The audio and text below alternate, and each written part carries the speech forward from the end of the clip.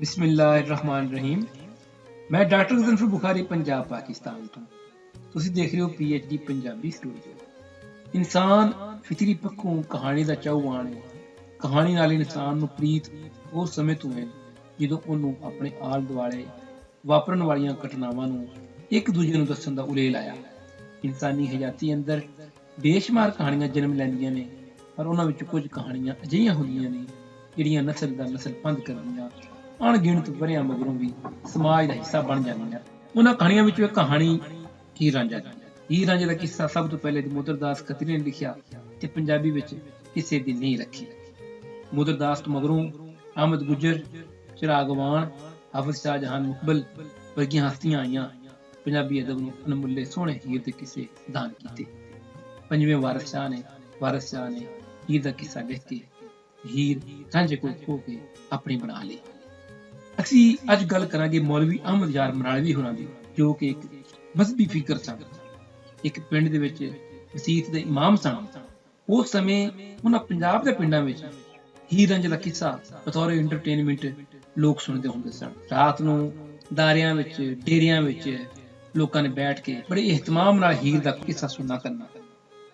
ਮੌਲਵੀ ਅਹਿਮਦ ਯਾਰ ਮਰਾਲਵੀ ਜੀ ਨੇ ਹਰ ਜੁਮੇ ਦੇ ਖੁਤਬੇ ਵਿੱਚ ਇਸ ਗੱਲ ਦੀ ਨਿੰਦਿਆ ਕਰਨੀ ਤੇ ਮਨਾ ਕਰਨਾ ਕਿ ਹੀਰ ਦਾ ਕਿੱਸਾ ਨਾ ਸੁਣਿਆ। ਹੀਰ ਦੇ ਕਿੱਸੇ ਨੂੰ ਨਿੰਦਣਾ, ਥਾਂ ਥਾਂ ਤੇ ਨਿੰਦਣਾ। ਮੌਲਵੀ ਅਹਿਮਦ ਯਾਰ ਮਰਾਲਵੀ ਜੀ ਇੱਕ ਦਿਹਾੜ ਸ਼ਹਿਰ ਗਏ। ਸ਼ਹਿਰੋਂ ਜਦੋਂ ਰਾਤ ਨੂੰ ਪਿੰਡ ਪਰਤੇ ਤਾਂ ਆਪਣੇ ਪਿੰਡ ਨੂੰ ਜਾਂਦੀ ਵੱਡੀ ਨਹਿਰ ਦੇ ਕੰਢੇ ਤੇ ਟਾਂਗੇ ਤੋਂ ਲੱਥ ਕੇ ਪੈਰੀ ਪਿੰਡ ਵੱਲ ਟੁਰ ਪਏ।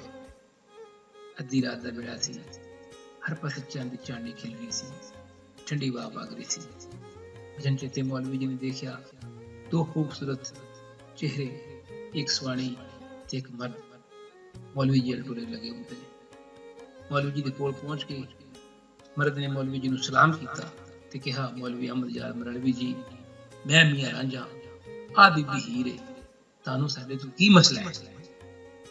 ਇਹ ਦੇਖ ਕੇ ਮੌਲਵੀ ਜੀ ਖਾਮੋਸ਼ੀ ਇਖਤਿਆਰ ਕਰ ਗਏ। ਪਿੰਡ ਪਹੁੰਚ ਗਏ। ਪਿੰਡ ਪਹੁੰਚ ਕੇ ਮੌਲਵੀ ਜੀ ਨੂੰ ਵੱਡਾ ਤਾਪ ਚੜ ਗਿਆ। 8 ਦਿਨ ਤਾਪ ਚੜਿਆ ਰਿਹਾ। ਉਸ ਤੋਂ ਮਗਰੋਂ ਮੌਲਵੀ ਜੀ ਨੇ ਖੁਦ ਹੀਰ ਰਾਂਝੇ ਦਾ ਕਿੱਸਾ ਲਿਖਿਆ।